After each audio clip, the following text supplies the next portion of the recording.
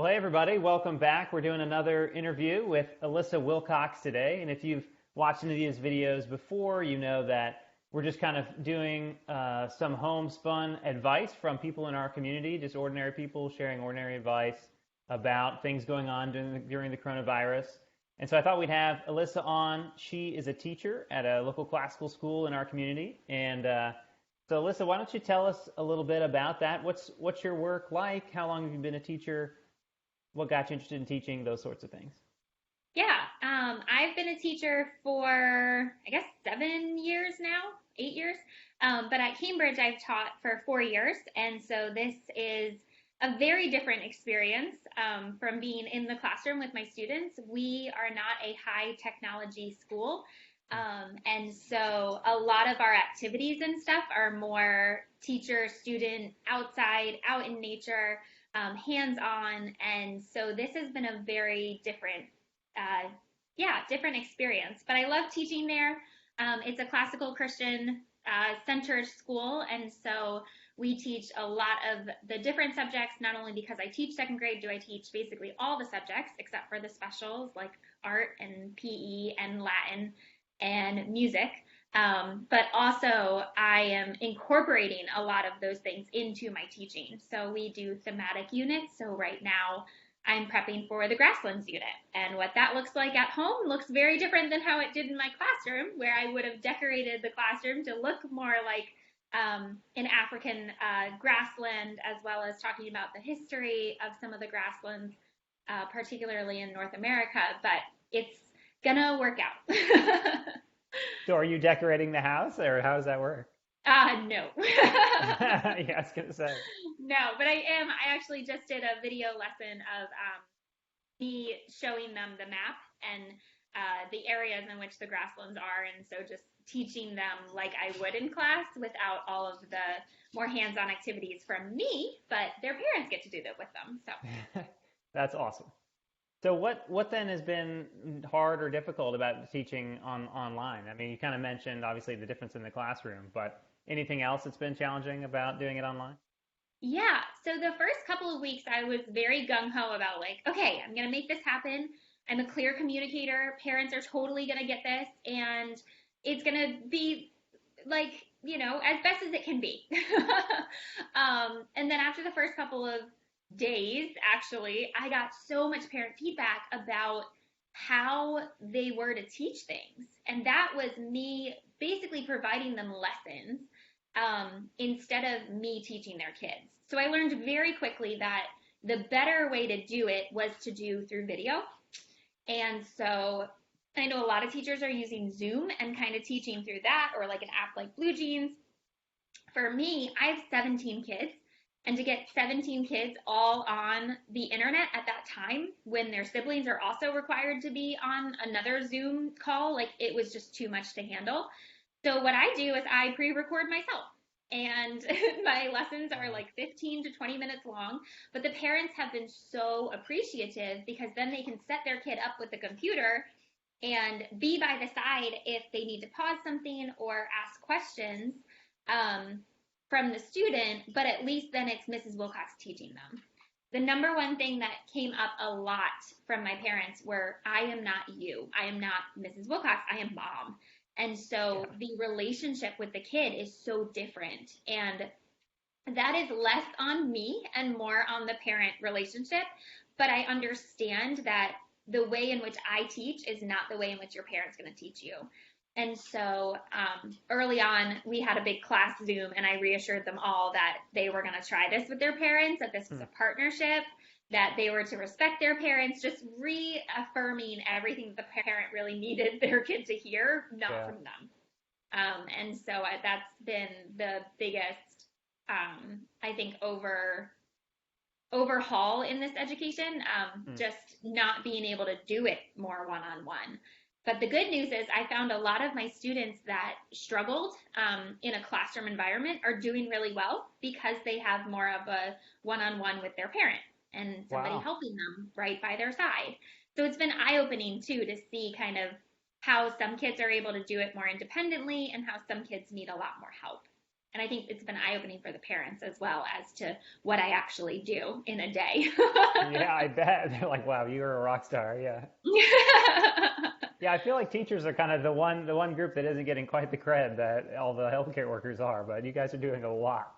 They are realizing it. They are definitely They're like, oh learning. wow. Like, I had one that reached out to me that was like, I've always appreciated parents, but I had no idea like all that you do. And that's Yeah. for one kid. I mean, granted, they have multiple kids in their family, but that's for one particular lesson for one particular kid, whereas I'm doing it for, 17 different personalities and kids and things like that. So Yeah. it's interesting. That's awesome. Well, what with these kids that are having more, having a tougher time with this environment, what are the kinds of things that are making it tough, and how is that kind of manifesting in how you're teaching and stuff?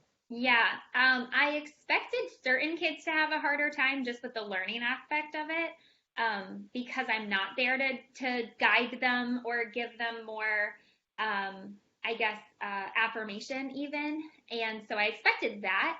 What I didn't expect was the amount of struggles socially and emotionally that have come up. They miss each other. They spent so much of their day together, and then thus so much of their life together.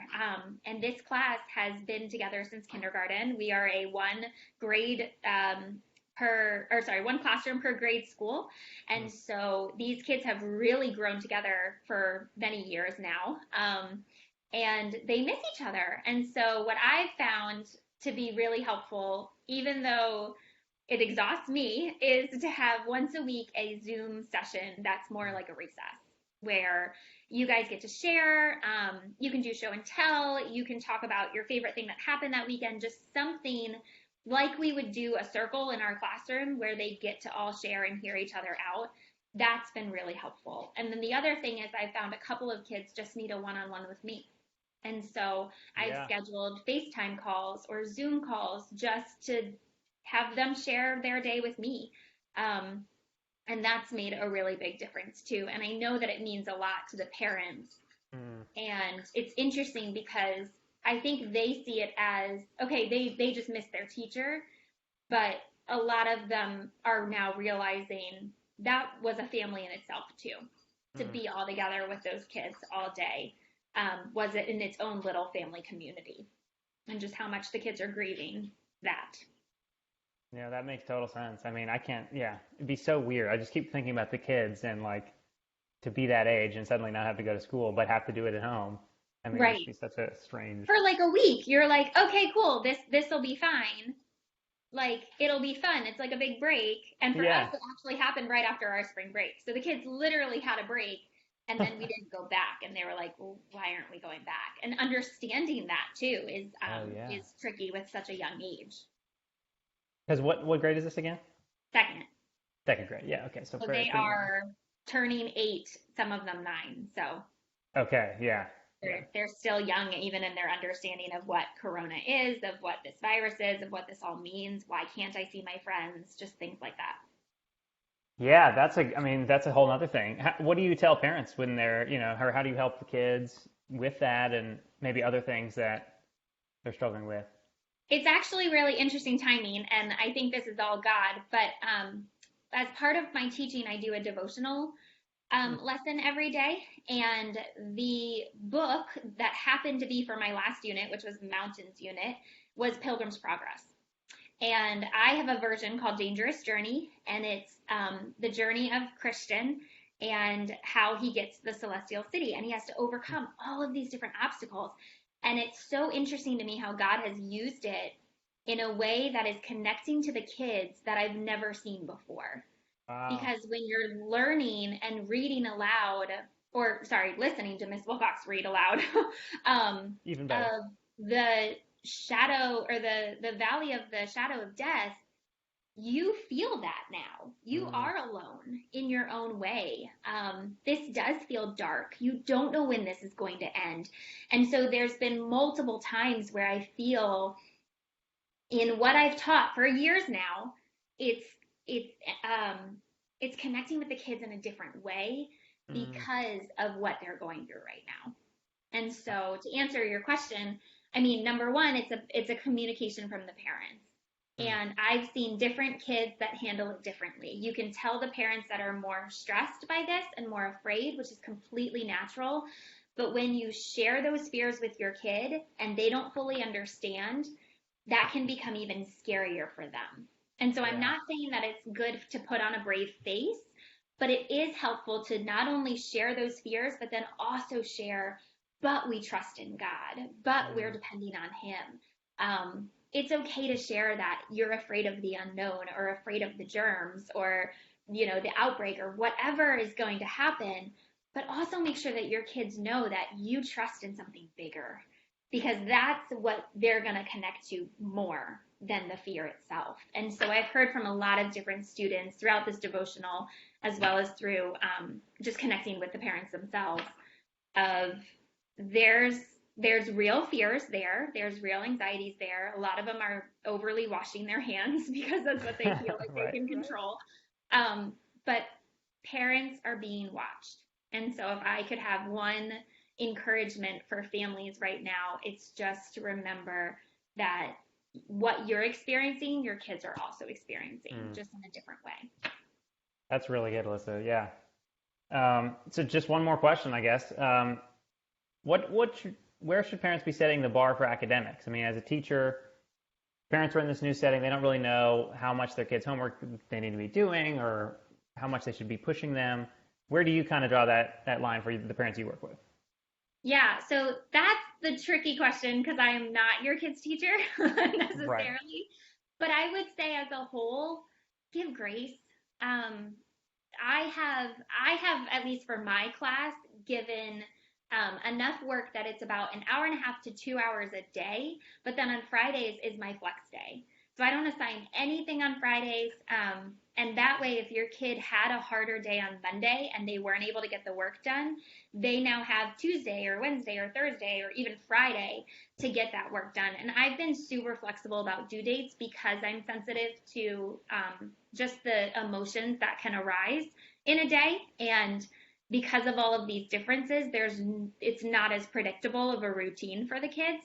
And right. So for all ages in general, I would just say give grace. And I hope that your kids' teachers are as well, because that's the number one thing right now is being flexible. Like we have a lot of unknowns. And so all we can do is try our best. And that looks different from each kid, just as it does from each family. And so for me, the expectation is you guys do as a family what you need to do. I have some families where they thrive on a schedule. And so I've given out a sample schedule like I would in the classroom. And I have other families that are just like, we are getting by the skin of our teeth. And that is the families then that's like, okay, well, guess what? You've got all week to do these assignments. I'm not expecting anything on a certain day. And as far as even expectations from your teachers, most likely they also understand that this time is not going to look the same as it did before. And so even for the older kids, like for grading and things like that for this last trimester or last quarter, however this is working out, my guess is they're flex in their view of that as well. And I've got, grades coming up at the end of May, and it's just thinking through, what have I seen for the majority of the year? I'm thankful that this hasn't been the majority of the year. And so I have a better picture of each child. And I hope that your kids' teachers are looking at it the same way, because that's what's going to give, more grace. So yeah, totally. Oh, that's fantastic. Thanks so much, Alissa. And you saying hi? Hey. Thanks for jumping on, seriously, and thanks for being just a great light to these kids right now. Thank you, Gavin. Talk to you soon.